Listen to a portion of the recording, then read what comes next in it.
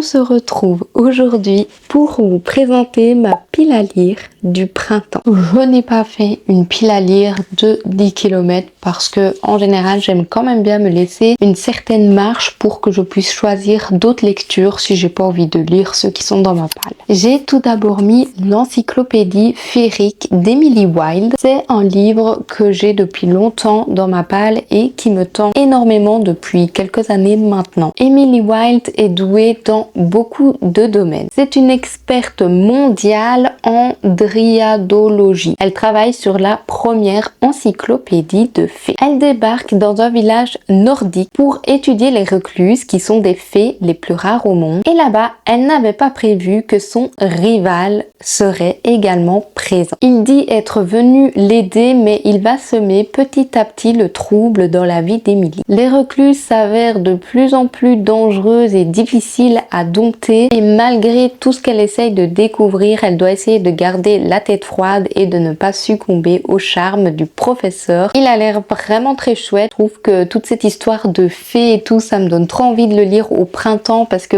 c'est une ambiance qui me fait un peu penser à La Fée Clochette, et La Fée Clochette j'ai toujours adoré parce qu'on a beaucoup de nature, etc. Et donc du coup je me suis dit que ça pourrait être grave sympa à lire au printemps, donc j'ai hâte de le découvrir. Ensuite nous avons Les Lendemains de Melissa d'Acosta. Je trouve que la couverture est très printanière estivale, donc ça donne trop envie de le lire. Amande vit dans une maison isolée en Auvergne et s'est réfugiée là-bas pour y vivre pleinement son chagrin. Elle ne pensait pas qu'on pouvait avoir aussi mal. Elle refuse de voir le soleil briller dehors et elle se renferme de plus en plus sur elle-même. Elle va tomber par hasard sur un calendrier horticole et dedans il y a les annotations de l'ancienne propriétaire. Elle va donc se remotiver à redonner vie au jardin qui a été abandonné. Dans ce contact avec la terre, elle va puiser au fil des saisons la force de renaître et de s'ouvrir à des rencontres uniques jusqu'à ce que chaque lendemain redevienne enfin une promesse d'avenir. Je vous ai lu la fin du résumé parce qu'en fait il est sublime. Enfin, je trouve que Melissa d'Acosta joue très bien avec les mots. Donc voilà, et alors je me dis que ça peut être très chouette parce qu'on est de nouveau sur un livre où la nature est mise en avant, etc. Et je me dis que pour le printemps, c'est juste parfait parce que le printemps, c'est là où les fleurs renaissent, les arbres retrouvent leurs feuilles, etc.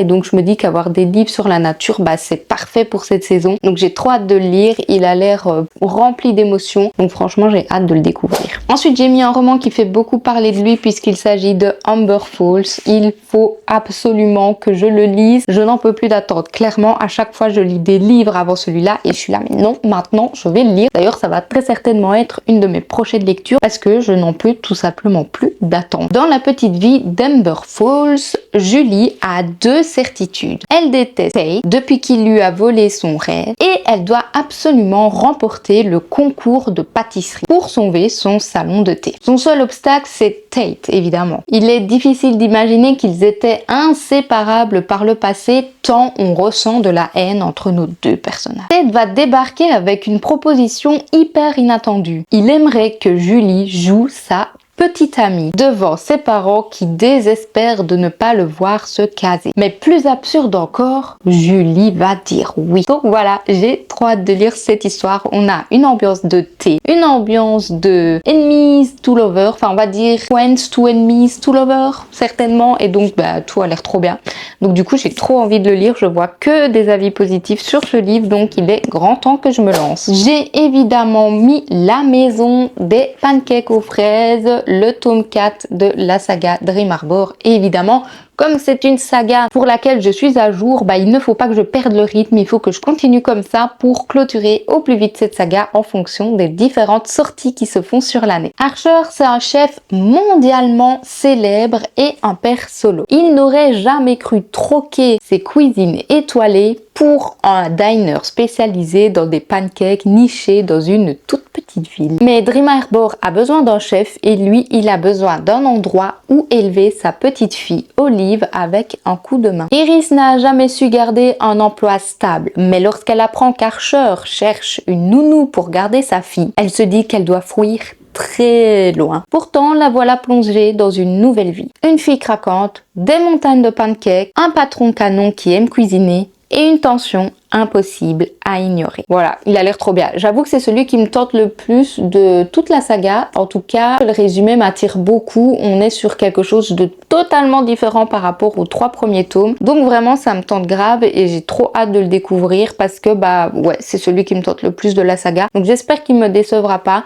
Pour le moment, j'ai préféré, je pense, le tome 3 qui était sur hiver-Noël, on peut dire ça comme ça. Mais à voir un petit peu par rapport à celui-ci, je pense qu'il pourrait être un petit coup de cœur. Ils disent évidemment qu'il n'y a que 2 flammes sur 4 et je n'en crois plus un seul mot puisque les 3 premiers tomes, pour moi, c'était des 4 flammes sur 4. Donc sincèrement, je m'attends quand même à avoir pire.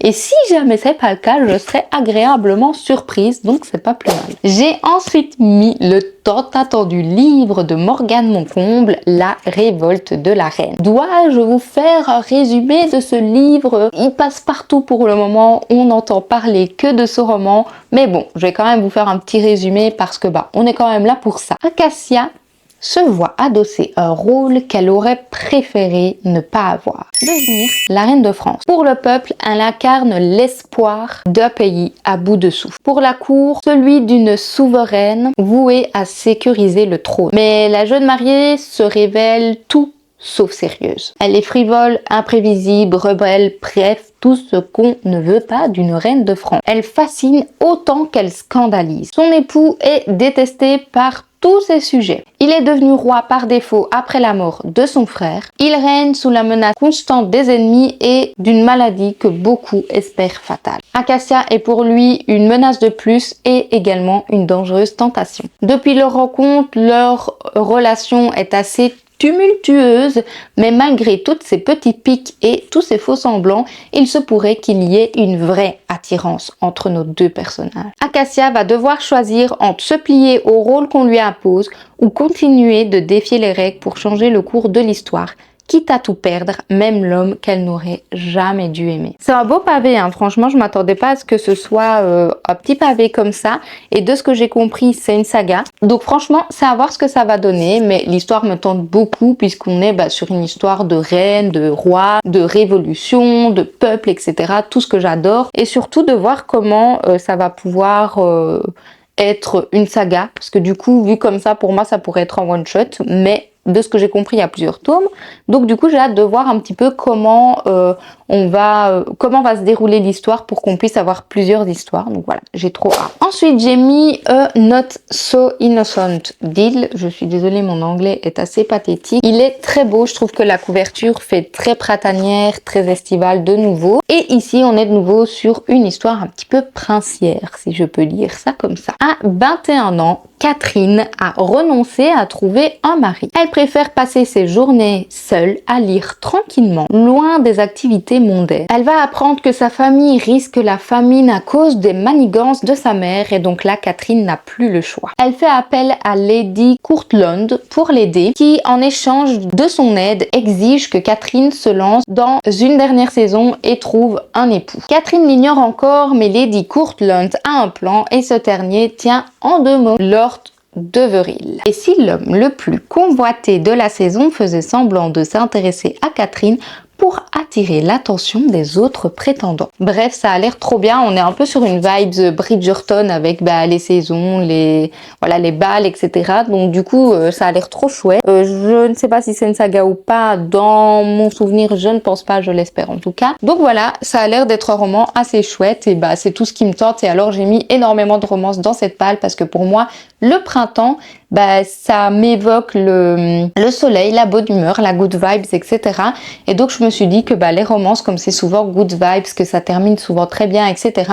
C'était le meilleur moment pour lire des romances. Donc du coup, j'en ai mis beaucoup parce que c'est ce que j'ai envie de lire pour le moment. J'ai ensuite mis Le Pacte des Roses, qui est également très beau. Là, c'est une saga. J'ai vu que le tome 2 est sorti ou va sortir. En tout cas, c'est tout proche ici. Je vais vous lire le résumé. J'avoue, c'est mon petit joker parce que j'ai un petit peu la flemme de vous faire un résumé. Londres 1848. Chaque citoyen d'Angleterre a droit à un pacte magique avec la reine Faye. Une seule chance d'acquérir un don exceptionnel. Mais tout pacte a un prix. Cette année, la saison mondaine marque l'entrée d'Ivy Benton à la cour. Contre toute attente, la reine lance alors une compétition entre débutantes pour la main de Bram, le séduisant prince héritier. Pour Ivy, c'est l'occasion de sauver sa famille de la ruine et de libérer sa sœur du pacte cruel qui a brisé sa vie. Plongée dans un tourbillon de balles, de rivalités féroces et d'enchantements mortels, Ivy découvre un univers où chaque sourire cache un secret et chaque promesse faille un sombre dessein. Tiraillée entre Bram et son frère Emmett, elle est aussi placée au cœur d'un complot qui pourrait tout détruire,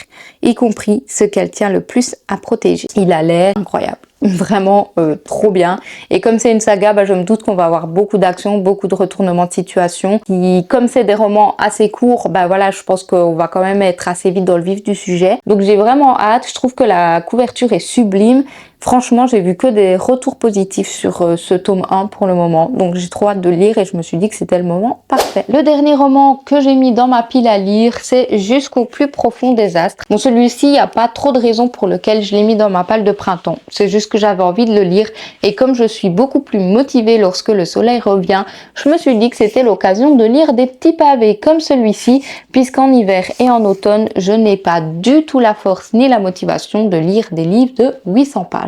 Donc là, c'est l'occasion rêvée de le faire. Ici, on va suivre Linus qui est plongé dans un deuil insondable depuis que sa fiancée a disparu lors d'une expédition. Cloîtré dans son manoir, il cherche désespérément dans les étoiles un moyen de la retrouver. On va également suivre Diana qui est une exploratrice en quête de rédemption chargée d'écrire au sujet de Linus. Très vite, celle-ci est hypée par tous les mystères qui hantent les lieux. L'aide tardive, apparitions fantomatiques, etc. Elle est bientôt rejointe par Santiano, ami précieux du couple d'acamédiciens qui s'était éloigné et qui revient dès lors graviter autour de Linus. Ces trois astres réunis vont tenter de préserver les fragments d'une vie brisée où se mêlent amour, élitisme intellectuel et résistance féminine. Mais dans un ciel où veillent les déesses de la création et de la dissolution, le temps est compté car une ombre rôde menaçant d'engloutir tout ce qu'il reste de lumière. Il a l'air juste incroyable. Déjà, la beauté de l'objet livre, il faut en parler, et tout ce qui est astre et tout, je trouve ça magnifique quand c'est retranscrit dans des romans, donc j'ai trop hâte de découvrir cette histoire. En plus, voilà, on est sur vraiment une histoire d'astronomie, d'exploration, de quête, d'amour, d'amitié, bref, ça a l'air trop chouette, donc vraiment je trouve qu'il pourrait beaucoup me plaire. Bon, c'est un livre où c'est écrit très petit dedans, mais on a quand même des marges qui sont assez espacées, donc du coup je pense que je pourrais le lire assez rapidement quand même, mais il fait plus de 700 pages, donc voilà, on verra un petit peu ce que ça donne, mais en tout cas je suis grave motivée à le lire et c'est le moment de le faire maintenant. Donc voilà, je l'ai mis dans ma palle pour ça. J'espère que cette vidéo vous a plu, n'hésitez pas à me dire en commentaire quel livre vous avez mis dans vos palles et si vous en avez lu certains de ma propre pile à lire. Sur ce, je vous fais de gros bisous et je vous dis à la prochaine dans une autre vidéo. Bye!